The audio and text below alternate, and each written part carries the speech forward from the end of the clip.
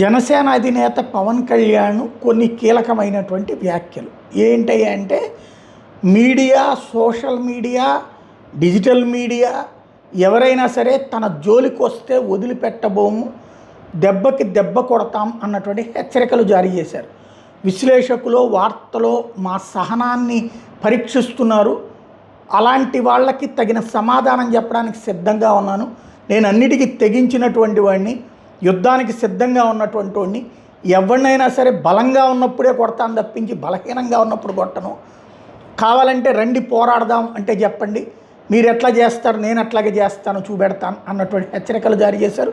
Professor Nageswara ఉదంతం నేపథ్యము, అట్లాగే కొన్ని టీవీ ఛానళ్లలో వచ్చినటువంటి వార్తల నేపథ్యం, డిబేట్లు, ఆ డిబేట్ల సందర్భంగా రైజ్ అవుతున్నటువంటి పాయింట్ల నేపథ్యాన్ని బేస్ చేసుకుని కఠినమైనటువంటి హెచ్చరికలు జారీ చేసుకొచ్చారు. ఏదైతే కోరుకుంటున్నటువంటిది ఎలాంటి అంటే నేను జగన్ని జైల్లో పెట్టించాలని నేనెందుకు కోరుకుంటాను అన్నటువంటి పాయింట్తో బిగిన్ చేసి అలాంటి అనవసరమైనటువంటి ప్రచారాలు చేశారు అన్నటువంటి విమర్శ చేశారు. 5 కోట్ల మంది తాలూకు ఆకాంక్షల్ని ముందుకు తీసుకెళ్తాం కదా, గొడవ పెట్టుకోండి ఎంతసేపు.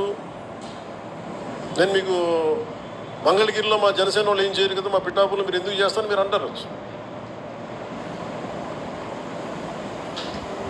ఉంటాయండి,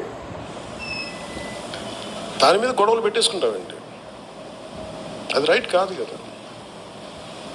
మనం ఈరోజు నిలబడింది 5 కోట్ల మంది ప్రజలు కదా, మీరు ఏదో చేస్తారని కదా, మీరందరూ కలిపి ఏదో మాకు ఒక సరైన ఒక అభివృద్ధి ఇస్తారని కదా వాళ్ళు కదా నమ్మింది. నేను ఏదైనా అలయన్స్ కోసం నేను ఏదైనా కొన్నిసార్లు అటు ఇటు సర్దుకుంటానంటే మీరు గుర్తుపెట్టుకుని, it's not about one political party, Telugu Desam గురించి కాదు, 5 కోట్ల మంది ప్రజల కోసం కొన్నిసార్లు నేను భరిస్తాను. గుర్తుపెట్టుకుని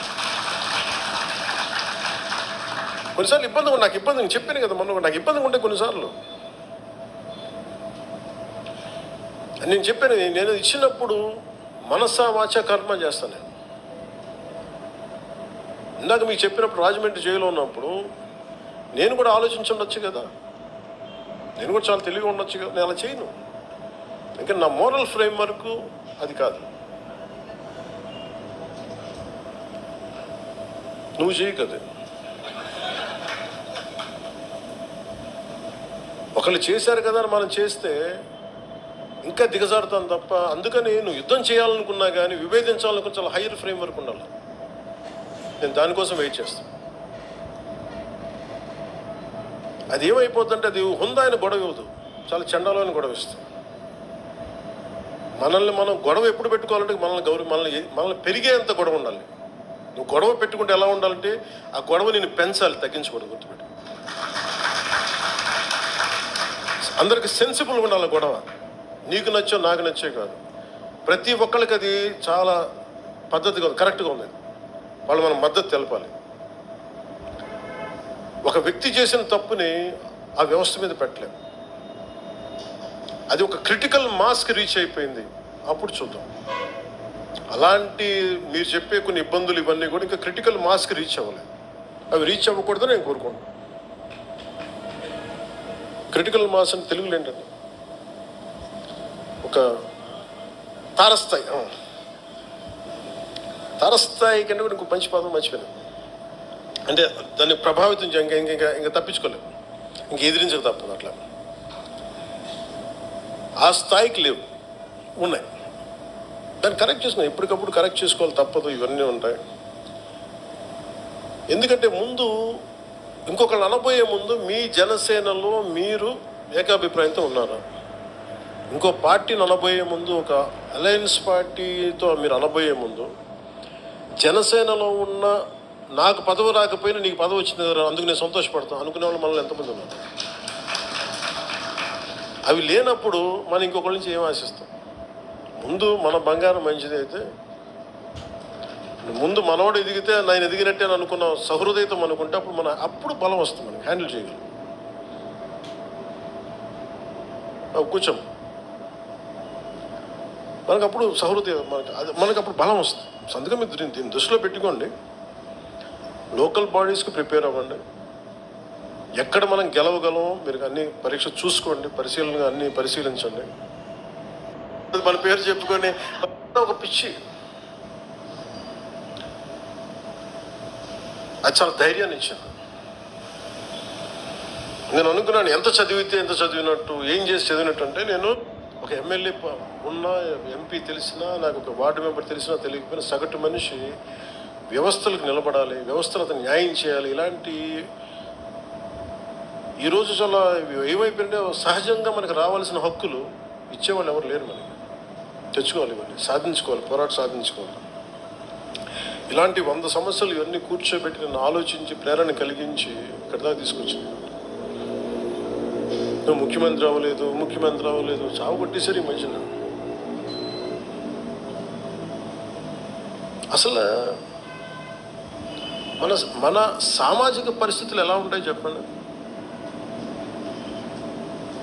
అసలు ఉన్న స్టేటే ఒకటి, అది లింగ్విస్టిక్ స్టేట్ని అమరజీవి పొట్టి శ్రీరాములు గారు ఏర్పాటు చేస్తే తమిళనాడు నుంచి చిత్తకొట్టి పంపించారు. తెలంగాణకి ఏమో కనెక్ట్ అవ్వలేదు, విడిపోయి. పోనీ తమిళనాడుతో కుదరలేదు, తెలంగాణతో కుదరలేదు, కనీసం ఆంధ్ర వాళ్ళతో కుదురుద్దా అంటే 3 క్యాపిటల్స్ ఉంటారు. పోనీ అది అయిపోయింది అనుకుంటే అంటే ఏకాభిప్రాయం లేదు ఇక్కడ.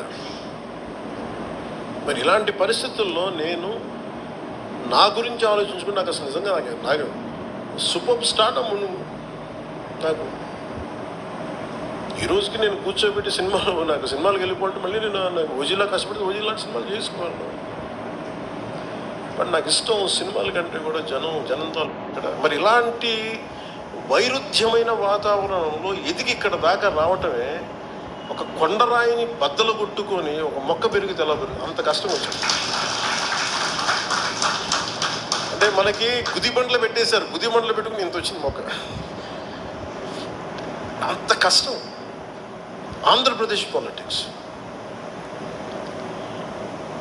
నువ్వు ఎలా గెలుస్తావో చూస్తాను అనేవాళ్ళు ఎక్కువ.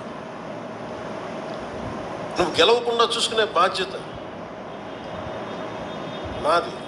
నేను ఎవరికేం ద్రోహం చేయలే, వాళ్ళ గురించి ఎప్పుడు నెగిటివ్గా మాట్లాడలే. వాస్తవంగా ఈ మాట మాట్లాడింది ఈయనే.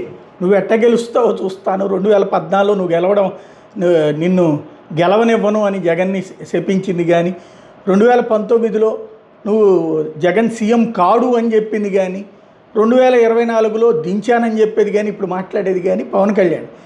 పవన్ని సీఎంను కానివ్వను అన్నటువంటి జగన్ ఎప్పుడు మాట్లాడలేదు. తెలుగుదేశం వాళ్ళు గతంలో అన్నటువంటి పరిస్థితులు ఉన్నాయి, అవి వేరు. బట్ ఆయన సెంటిమెంటల్ పాయింట్ అయితే రైజ్ చేసుకొచ్చారు. ప్రజలు ఎలా అర్థం చేసుకుంటారో చూడాలి.